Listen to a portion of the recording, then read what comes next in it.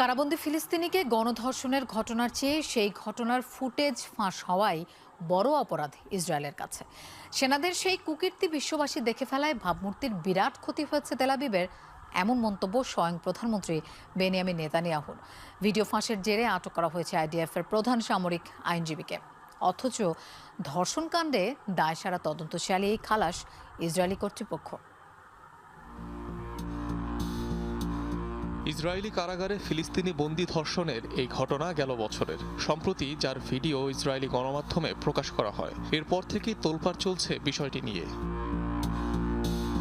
ফাঁস হওয়া ভিডিওতে ফিলিস্তিনি ওই বন্দীকে ধর্ষণ ছাড়াও অমানবিক শারীরিক নির্যাতন করতে দেখা যায় ইসরায়েলি সেনাদের। কুকুর লেলিয়েও চলে আক্রমণ। তবে চরম এই নিষ্ঠুরতাও আঁচ লাগাতে পারেনি ইসরায়েলের বিবেকে। উল্টো কিভাবে ফাঁস হলো নির্যাতনের ভিডিও তা নিয়েই মাথা গরম নেতানিয়াহু প্রশাসনের। ফুটেজ প্রকাশ্যে আসায় ব্যাপক ক্ষতি